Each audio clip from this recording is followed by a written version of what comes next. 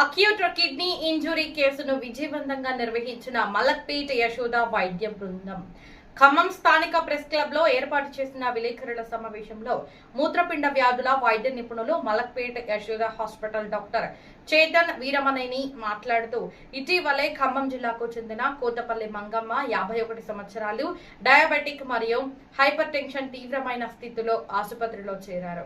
ఆమెకు community acquired న్యూమోనియాతో పాటు septic shock మరియు మల్టీ ఆర్గాన్ డిస్ఫంక్షన్ ఉన్నట్లు నిర్ధారణ అయ్యింది. కాళ్లలో వాపు, తీవ్ర శ్వాస ఇబ్బంది, మూత్ర విసర్జన తగ్గడం వంటి లక్షణాలతో వచ్చారు. ఇది కిడ్నీ పనితీరు ఆకస్మికంగా దెబ్బతిన్నట్లు సూచించింది. అక్యూట్ కిడ్నీ ఇంజురీ అనేది తీవ్రమైన మరియు ప్రాణాపాయ స్థితికి దారితీసే వ్యాధి. ప్రారంభ దశలో గుర్తించి సరైన చికిత్స అందిస్తే ఇది నియంత్రించవచ్చు. ఆలస్యమైతే అవయవ వైఫల్యం పెరిగి డయాలసిస్ పై ఆధారపడే పరిస్థితి లేదా మరణానికి కూడా దారితీసే ప్రమాదం ఉంటుంది.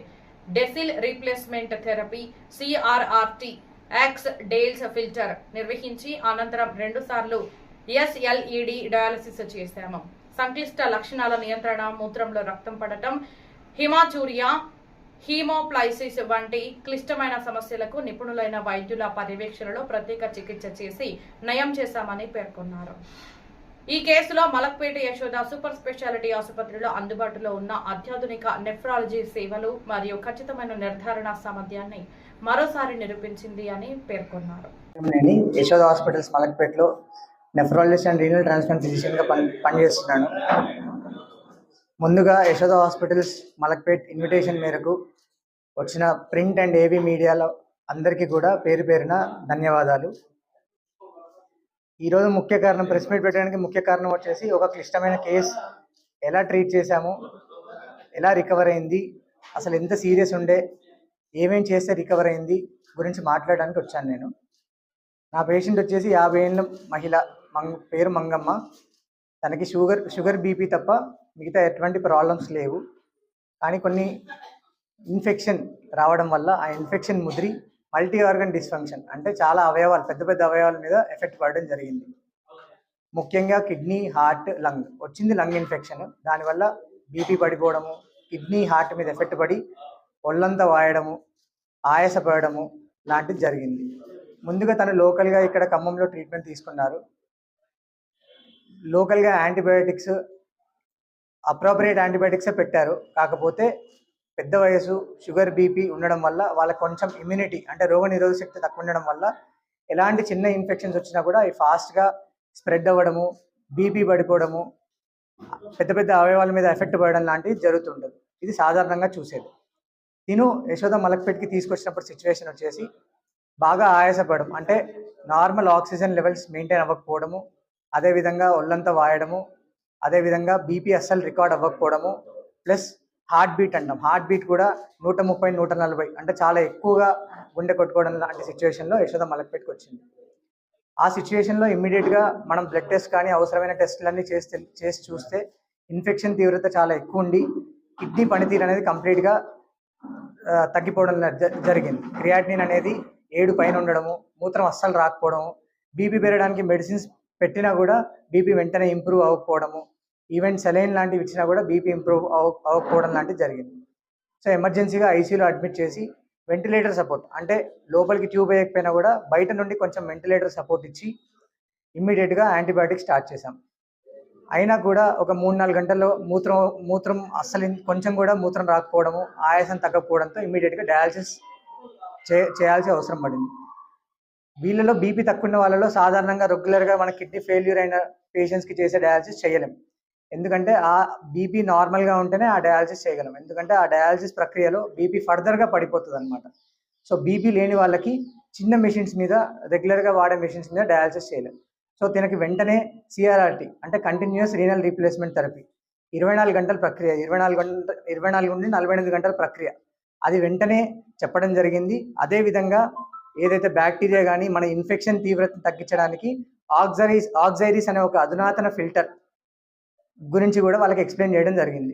వెంటనే వాళ్ళ కుటుంబ సభ్యులు అర్థం చేసుకొని, తీవ్రతను అర్థం చేసుకొని దానికి వెంటనే ఫైనాన్షియల్గా కానీ పేషెంట్ కండిషన్ బెటర్ అవ్వడానికి మీరు ఏమన్నా చేయొచ్చు అనేది హామీ ఇచ్చారు. సో వెంటనే తనకి సిఆర్ఆర్టీ అది ఆక్సిజరీస్ ఫిల్టర్ పెట్టి ఇనిషియేట్ చేయడం జరిగింది. అదృష్టవశాత్తు ఆ 24 గంటలు ఒక్క ప్రక్రియలోనే పేషెంట్ బీపీ ఇంప్రూవ్ అయింది, కిడ్నీ స్టేటస్ ఇంప్రూవ్ అయింది. చేసిన రెండో రోజు నుండి ఆ 24 గంటలు అయిపోగానే పేషెంట్ మూత్రం రావడం స్టార్ట్ అయింది. అదేవిధంగా ఆయాసం కూడా తగ్గింది. కానీ ఈ ఇన్ఫెక్షన్ అనేది వెంటనే తగ్గదు కాబట్టి ఒక 5 నుండి 7 రోజులు మినిమం టైం పడుతుంది కాబట్టి ఫస్ట్ 3-4 రోజులు ఐసీయూలోనే ఉంది పేషెంట్. అదేవిధంగా హార్ట్ మీద కూడా ఎఫెక్ట్ పడింది కాబట్టి వెంటనే కార్డియాలజిస్ట్ కానీ, లంగ్ ఇన్ఫెక్షన్ గురించి పల్మనాలజిస్ట్ కానీ, జనరల్ ఫిజిషియన్ కానీ ఇన్వాల్వ్ చేయడం జరిగింది. అదేవిధంగా ఐసీయూలో ఉంది కాబట్టి క్రిటికల్ కేర్ టీమ్ అందరం కూడా ఒక టీమ్గా ఫామ్ అయ్యి పేషెంట్ని ఫుల్గా ట్రీట్ చేయడం జరిగింది. పేషెంట్కి ఆ ఒక డయాలసిస్ తర్వాత బీపీ ఇంప్రూవ్ అయింది. సో అది కాస్ట్లీ డయాలసిస్ కాబట్టి మళ్ళీ ఆ డయాలసిస్ చేయడం కొంచెం ఫైనాన్షియల్గా కూడా చూసుకోవాలి కాబట్టి మొత్తం 3 సెషన్లు డయాలసిస్ చేయడం జరిగింది. మిగతా 2 సెషన్స్ నార్మల్ డయాలసిస్ చేశాం. దాన్ని నార్మల్ మెషిన్ మీద చేసే సస్టైన్ డయాలసిస్ అంటాం అనమాట. సాధారణంగా 3 నుండి 4 గంటలు చేసే డయాలసిస్ తనకి 8 నుండి 12 గంటలు చేయాల్సి వచ్చింది. 3 డయాలసిస్ బ్యాక్ టు బ్యాక్ అంటే 3 రోజుల్లో 3 డయాలసిస్ చేసిన తర్వాత పేషెంట్ ఇంప్రూవ్ అవ్వడం జరిగింది. పేషెంట్ యూరిన్ వచ్చింది, క్రమేణా ఇన్ఫెక్షన్ తగ్గింది. అన్ని అవయవాలు కూడా ఒకదాని తర్వాత ఒకటి కంప్లీట్గా రికవర్ అయిపోయినాయి. డిశ్చార్జ్ చేసేటప్పటికి వచ్చినప్పుడు క్రియాటిన్ 8 ఉంటే డిశ్చార్జ్ చేసేటప్పటికి క్రియాటిన్ 2తో డిశ్చార్జ్ అయింది. అది కూడా రోజుకి లీటర్ పైన మూత్రం వచ్చేలాగా డిశ్చార్జ్ చేశాం. దాని తర్వాత తను రెగ్యులర్గా మాతో ఫాలోఅప్లో ఉంది. ఇప్పటికి కూడా క్రియాటిన్ నార్మల్ అయిపోయింది. జస్ట్ ఇప్పుడు ఆమె షుగర్కి కానీ బీపీకి కానీ మెడిసిన్స్ మాత్రమే వాడుతున్నారు. మిగతా అవయవాలన్నీ కూడా రికవర్ అయ్యాయి.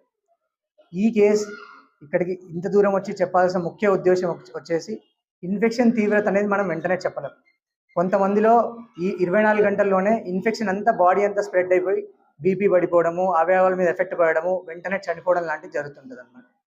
ఇట్లాంటి కేసెస్ని డిలే చేయకుండా ఇమీడియట్గా కార్పొరేట్ హాస్పిటల్స్కి రావడం వల్ల అక్కడ మల్టీ డిసిప్లినరీ అప్రోచ్ ఉంటుంది. అంటే అందరూ డాక్టర్స్ కూడా వెంటనే చూడడం జరుగుతుంది డిలే లేకుండా.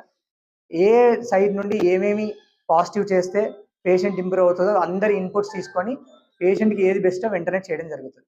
అదే కాకుండా ఈ అధునాతన డయాలసిస్ మెషిన్స్ అంటే సిఆర్ఆర్టీ మెషిన్స్ కానీ, ఈ అధునాతన ఫిల్టర్స్ ఆక్సిజరీస్ ఫిల్టర్స్ లాంటివి కానీ ఇవి అవైలబిలిటీ వెంటనే ఉండడం వల్ల పేషెంట్ వల్ల కుటుంబ సభ్యులు మీరు ప్రొసీడ్ అవ్వచ్చు అని చెప్పిన వెంటనే మాకు హాఫ్ అన్ అవర్ నుండి గంట లోపలనే ఇవన్నీ కూడా స్టార్ట్ చేయడం జరుగుతుంది.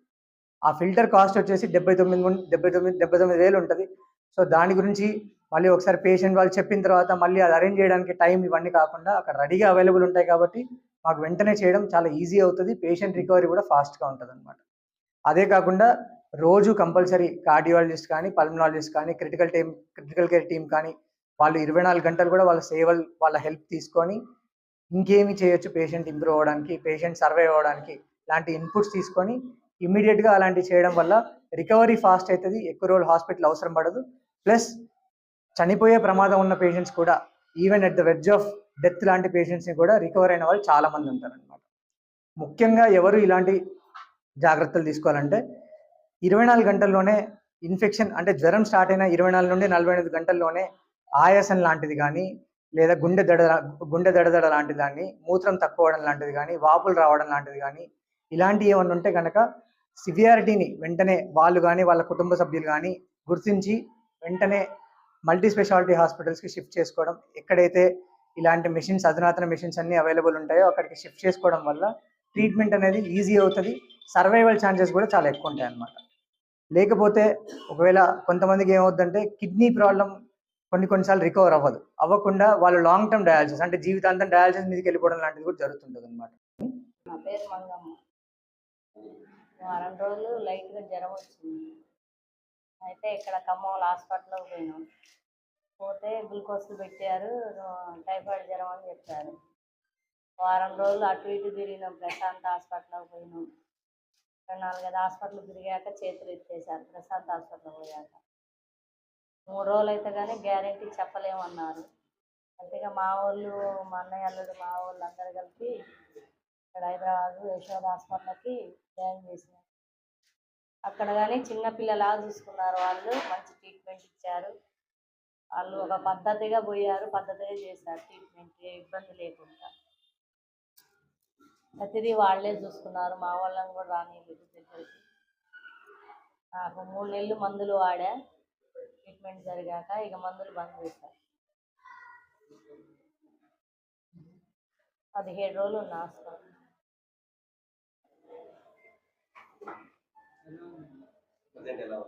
ఇప్పుడు ఏం ప్రాబ్లం లేదు నాకు.